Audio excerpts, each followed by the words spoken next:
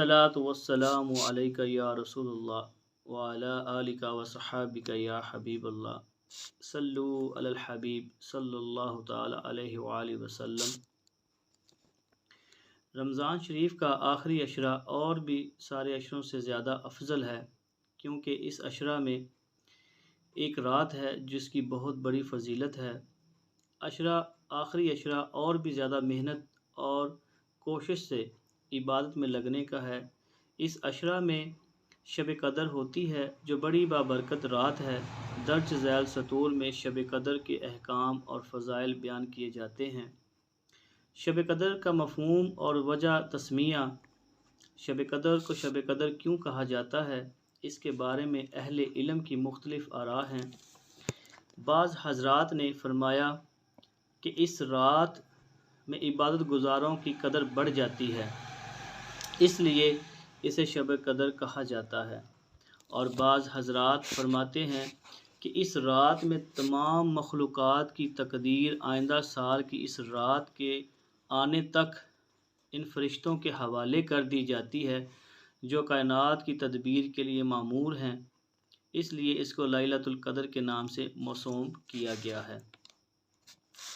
बाज़ उलमा फरमाते हैं कि कदर का मानी इज़्ज़त है और इस रात को लैलतुल क़द्र इसलिए कहा जाता है कि दूसरी रातों के मुकाबले में ये रात ज़्यादा इज़्ज़त वाली है।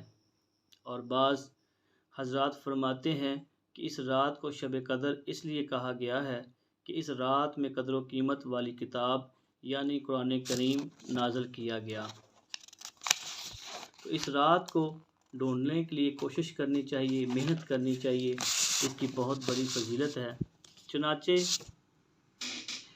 शब कदर की अलामात के ज़मन में फ़रमाते हैं, तर्जमा में आपको बताता हूँ इस हदीस का।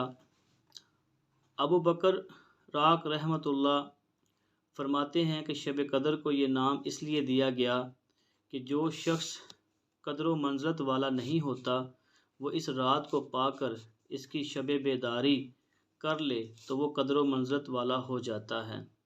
और बाज़ हज़रात ने फरमाया कि ये नाम इसलिए दिया गया कि इस रात में मोमन की जानिब से जो भी नेक अमल हो वो मकबूल होने की बिना पर अल्लाह ताला के नज़दीक कदर व कीमत वाला होता है। और बाज़ हज़रात फरमाते हैं इसलिए कि इस रात में कदर व कीमत वाली किताब नाज़िल की गई। शब कदर के फ़ज़ाइल, शब कदर के बेशुमार फ़ज़ाइल कुरान व हदीस में वर्द हुए हैं, जिनमें से चंद फ़ज़ाइल दर्ज झैल हैं। कुरान मजीद में अल्लाह ताला ने पूरी सूरत इसकी फ़जीलत के मुतल्लिक़ नाज़िल फरमाई है।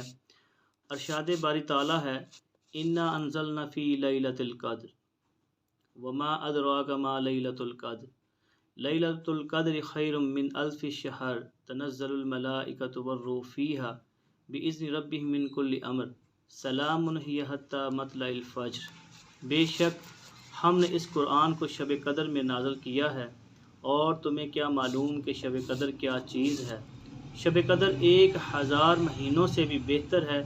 इसमें फ़रिश्ते और रूह अपने परवरदिगार की इजाज़त से हर काम के लिए उतरते हैं।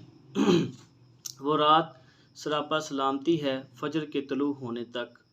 1000 महीने के 83 साल और 4 महीने होते हैं। शब कदर 1000 महीने से बेहतर है। अब ये 1000 माह से कितनी ज़्यादा बेहतर है, इसका इल्म अल्लाह ताला ही को है। मोमन बंदों के लिए शब कदर बहुत ही खैर बरकत की चीज़ है, खैर बरकत की रात है। एक रात जाग कर इबादत कर लें और 1000 महीने से ज़्यादा इबादत करने का सवाब हासिल कर सकते हैं, सवाब पा सकते हैं। बंदे को इससे बढ़कर और क्या चाहिए।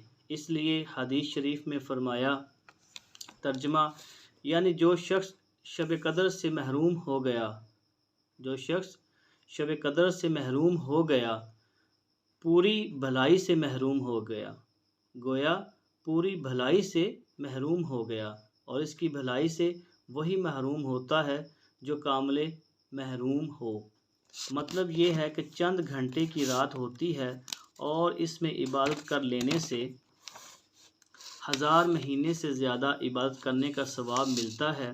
چند گھنٹے بیدار رہ کر نفس کو سمجھا بجھا کر عبادت کر لینا کوئی ایسی قابل ذکر تکلیف نہیں جو برداشت سے باہر ہو۔ تکلیف ذرا سی اور ثواب بہت بڑا، جیسے کوئی 1 پیسہ تجارت میں لگا دے اور 20 کروڑ روپیہ پا لے۔ جس شخص کو ایسے بڑے نفع کا موقع ملے پھر اس نے توجہ نہ کی، اس کے بارے میں یہ کہنا بالکل صحیح ہے کہ وہ پورا اور پکا محروم ہے۔ پہلی امتوں کی عمریں زیادہ ہوتی تھیں، اس امت میں اکثر لوگوں کی عمریں 60 سے 70 کے درمیان تھی، کوئی 80 یا 90 سال یا اس سے بھی زیادہ جی جاتا تھا، مگر ایسے لوگ بہت کم ہیں۔ اللہ تعالیٰ نے یہ احسان فرمایا کہ ان کو شب قدر عطا فرما دی اور ایک شب قدر کی عبادت کا درجہ 1000 مہینوں کی عبادت سے زیادہ کر دیا۔ محنت بھی کم ہوئی، وقت بھی کم لگا اور ثواب میں بھی بڑی بڑی عمروں والی امتوں سے بڑھ گئے۔ سبحان اللہ، ماشاء اللہ۔ سورۃ القدر کا شان نزول اور شب قدر کے عطا کیے جانے کی وجوہات۔ اس سورت کے شان نزول کے متعلق حدیث شریف میں منقول ہے، رسول اللہ صلی اللہ علیہ وآلہ وسلم نے بنی اسرائیل کے ایک مجاہد کا حال ذکر کیا جو 1000 مہینے تک مسلسل مشغول جہاد رہا، کبھی ہتھیار نہیں اتارے۔ مسلمانوں کو یہ سن کر تعجب ہوا۔ اس پر سورہ قدر نازل ہوئی جس میں اس امت کے لیے صرف 1 رات کی عبادت کو اس مجاہد کی عمر بھر کی عبادت یعنی 1000 مہینے سے بہتر قرار دیا۔ ابن جریر ہی نے بروایت مجاہد ایک دوسرا واقعہ یہ ذکر کیا ہے کہ بنی اسرائیل میں ایک عابد کا یہ حال تھا کہ ساری رات عبادت میں مشغول رہتا اور صبح ہوتے ہی جہاد کے لیے نکل کھڑا ہوتا۔ دن بھر جہاد میں مشغول رہتا۔ 1000 مہینے اس نے اسی مسلسل عبادت میں گزار دیے۔ اس پر اللہ تعالیٰ نے سورہ قدر نازل فرما کر اس امت کی فضیلت سب پر ثابت فرما دی۔ اللہ تعالیٰ کا فضل ہے کہ اس نے اس امت کو سب سے زیادہ نوازا۔ اس کے باوجود یہ کیسی نالائقی ہے کہ اللہ تعالیٰ کی اتنی زیادہ نوازش ہو رہی ہو اور ہم خواب غفلت میں پڑے سوتے رہیں۔ اس کے الطاف تو ہیں ہم شہیدی سب پر، اس کے الطاف تو ہیں عام شہیدی سب پر، تجھ سے کیا ضد تھی اگر تو کسی قابل ہوتا۔ ایک حدیث میں ارشاد ہے، ترجمہ: جو شخص لیلۃ القدر میں ایمان کے ساتھ اور ثواب کی نیت سے عبادت کے لیے کھڑا رہا، اس کے پچھلے تمام گناہ معاف کر دیے جاتے ہیں۔ سبحان اللہ، سبحان اللہ۔ اس حدیث شریف میں کھڑا ہونے کا مطلب یہ ہے کہ نماز پڑھتا رہے، البتہ اگر تھک جائے تو تلاوت اور ذکر میں مشغول ہو جائے۔ ثواب کی امید رکھنے کا مطلب یہ ہے کہ ریا وغیرہ کسی طرح کی خراب نیت سے کھڑا نہ ہو، بلکہ اخلاص کے ساتھ محض اللہ کی رضا اور ثواب کے اصول کی نیت سے مشغول عبادت رہے۔ ثواب کا یقین کر کے بشاشت قلب سے کھڑا ہو، بوجھ سمجھ کر بد دلی کے ساتھ عبادت میں نہ لگے۔ ثواب کا یقین اور اعتقاد جس قدر زیادہ ہوگا اتنا ہی عبادت میں مشقت کا برداشت کرنا سہل ہوگا۔ یہی وجہ ہے کہ جو شخص قرب الہی میں جس قدر ترقی کرتا جاتا ہے، عبادت میں اس کا انہماک زیادہ ہوتا رہتا ہے، عبادت میں اس کا دل زیادہ لگتا جاتا ہے۔ یہ بھی معلوم ہو جانا ضروری ہے کہ حدیث بالا اور اس جیسی احادیث میں گناہوں کی معافی کا ذکر ہے۔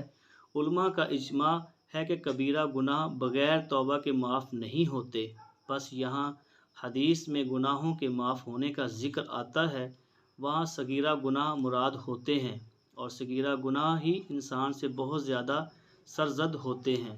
عبادت کا ثواب بھی اور گناہوں کی معافی بھی ہو جائے تو کس قدر نفع عظیم ہے۔ سبحان اللہ، ماشاء اللہ۔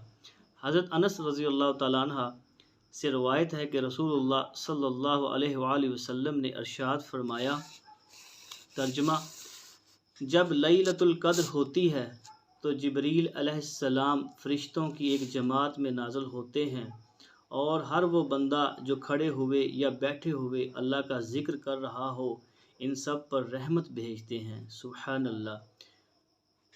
پھر عید الفطر کا دن ہوتا ہے تو اللہ تعالیٰ اپنے فرشتوں کے سامنے بطور فخر ان بندوں کو پیش فرماتے ہیں کہ اے میرے فرشتوں، اس مزدور کی کیا جزا جس نے اپنے عمل کو پورا کر دیا۔ فرشتے عرض کرتے ہیں اے ہمارے رب، اس کی جزا یہ ہے کہ اس کا اجر پورا دے دیا جائے۔ اللہ تعالیٰ کا فرمان ہوتا ہے کہ میرے فرشتوں، میرے بندوں اور میری بندیوں نے میرا فریضہ پورا کر دیا جو ان پر لازم تھا، اور اب گڑ گڑانے کے لیے نکلے ہیں۔ قسم ہے میری عزت اور جلال کی اور کرم کی اور میرے علو ارتفاع کی، میں ضرور ان کی دعا قبول کروں گا۔ سبحان اللہ، اللہ اکبر۔ پھر بندوں کو ارشاد ہوتا ہے کہ میں نے تم کو بخش دیا اور تمہاری برائیوں کو نیکیوں سے بدل دیا، لہذا اس کے بعد بخشائے واپس ہوتے ہیں۔ ماشاءاللہ، سبحان اللہ۔ شب قدر کی کتنی فضیلت ہے۔ ان تمام فضائل کے پیش نظر ہر صاحب فکر مسلمان کو چاہیے کہ رمضان کا کوئی لمحہ ضائع نہ ہونے دے، خصوصاً آخری عشرہ میں عبادت کا خاص اہتمام کریں اور شب قدر میں جاگ کر عبادت کرنے کی بہت زیادہ فکر کریں۔ ماشاءاللہ، سبحان اللہ، جزاکم اللہ خیرہ۔